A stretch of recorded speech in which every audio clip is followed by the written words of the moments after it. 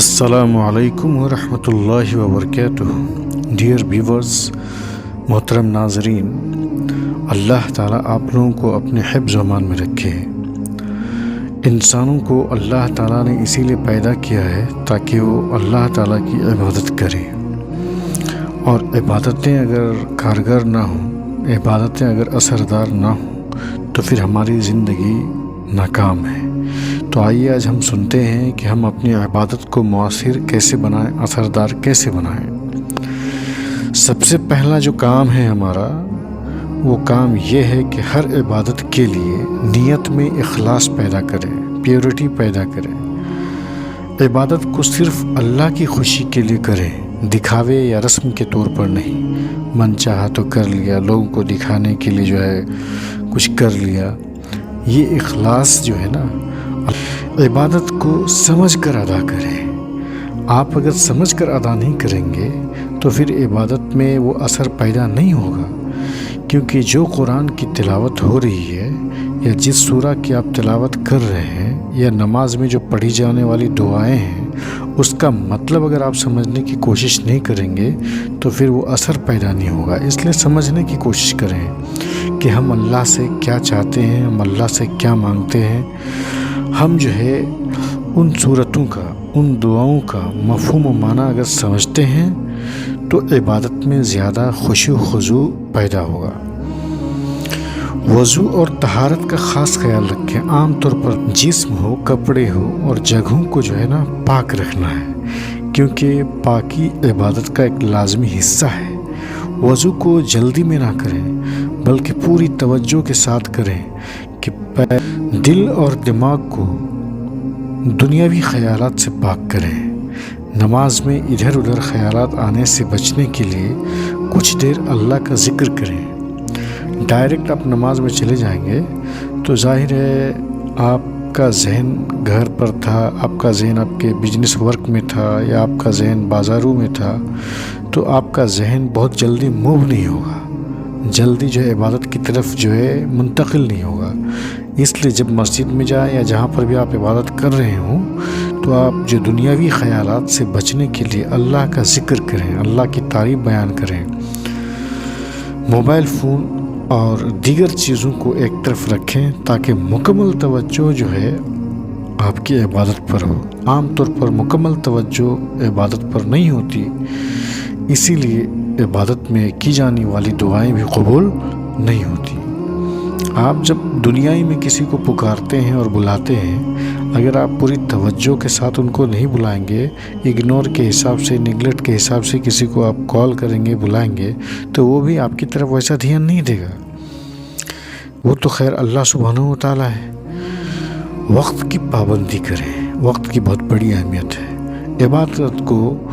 عبادت کو وقت پر ادا کریں، کیونکہ تاخیر یا دیر کرنے سے دل میں سستی آ جاتی ہے۔ نماز کے لیے اذان ہوتے ہی فوراً تیاری کریں تاکہ وقت پر یکسوئی کے ساتھ نماز ادا کر سکیں۔ دعا کو اپنی عبادت کا لازمی حصہ بنائیں۔ اللہ سے دل کی گہرائیوں سے دعا کریں، کیونکہ دعا عبادت کی روح ہے۔ مسنون دعاؤں کو سیکھیں اور روزمرہ زندگی میں اس کو شامل کریں، یعنی نماز تکبیر تحریمہ سے لے کر سلام پھیرنے تک یا سلام پھیرنے کے بعد جو بھی دعائیں ہیں، اس کو تھوڑا تھوڑا اگر سیکھتے جائیں گے، اس کے معنی مفاہیم کو جانتے جائیں گے، تو پھر آپ کو عبادت میں اور زیادہ دلچسپی پیدا ہوگی اور آپ کو اور مزہ بھی آئے گا۔ پھر آپ کی عبادت میں جو تاثیر بھی پیدا ہوگا۔ عبادت میں استقامت رکھیں۔ کچھ لوگ کچھ دنوں کے لیے نمازیں پابندی کے ساتھ پڑھتے ہیں، تہجد کو پابندی کے ساتھ پڑھتے ہیں، نفلی روزے بھی رکھتے ہیں، مگر ان کا دل جو ہے عبادت سے بھر جاتا ہے۔ اس کو استقامت نہیں کہتے۔ عبادت کے لیے بھی استقامت ضروری ہے۔ عبادت میں بھی مستقل مزاجی بہت ضروری ہے۔ کبھی عبادت میں سستی نہ کریں، چھوٹی ہی صحیح، لیکن اگر مستقل آپ عبادت کرتے رہیں گے تو وہ زیادہ مؤثر ہوتی ہے۔ جیسے روزانہ چند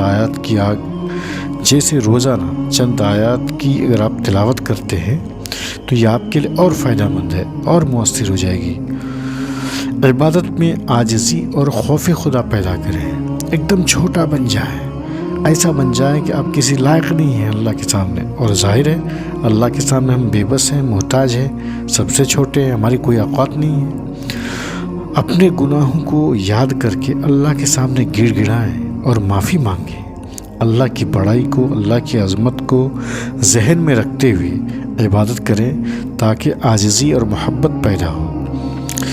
رات کے وقت عبادت کریں، تہجد پڑھنے کی عادت ڈالیں، کیونکہ رات کو سجدے دل کو اللہ کے قریب کر دیتے ہیں۔ سونے سے پہلے استغفار کریں اور اپنے اعمال کا محاسبہ کریں، یعنی سونے سے پہلے آپ جو ہے اللہ تعالیٰ سے مغفرت مانگے، بخشش مانگے، اور آپ نے دن بھر میں جو بھی کیا ہے اس کا جائزہ لیں، کیا غلط کیا، کیا صحیح کیا۔ اس حساب سے آپ کیا ہے ایمان کے حساب سے اور عبادت کے حساب سے بھی جو ہے آپ آگے بڑھتے جائیں گے، آپ کا معیار جو ہے ڈیولپ ہوگا۔ اللہ کی مخلوق کے ساتھ بھی بھلائی کریں، جیسا کہ ابھی آپ کو نماز سے لے کر دعائیں کی بات کی گئی ہے، یہ اللہ تعالیٰ کا حق ہے، لیکن اللہ تعالیٰ نے بندوں اور مخلوق کے حق کو جو ہے کبھی نہیں چھوڑا ہے، وہ اپنے ساتھ بندوں کے حقوق کو بھی بیان کیا ہے۔ تو کہنے کا مطلب ہے جتنا بھی ممکن ہو، آپ کی طاقت جتنی بھی ہو، آپ اپنی طاقت اور بساط کے حساب سے اللہ کی مخلوق کے ساتھ بھلائی کیجیے۔ بندوں کے حقوق کی پابندی بھی عبادت کا ایک حصہ ہے۔ دوسروں کے ساتھ اچھا سلوک، صدقہ کرنا اور خیرات کرنا، یہ عبادت کے اثرات کو جو ہے نا بڑھاتی ہے، اور یہ اگر زندگی میں نظر آ جائے تو پھر آپ کی عبادت کے اثرات میں چار چند لگا دیں گے۔ یہ جو تمام پوائنٹس ہیں، اس کو اپنانے سے ہماری اور آپ کی عبادت زیادہ مؤثر اور روحانی طور پر مضبوط ہو سکتی ہے۔ اللہ تعالیٰ ہمیں خود خلوص کے ساتھ اور اخلاص کے ساتھ عبادت کرنے کی توفیق دے، آمین۔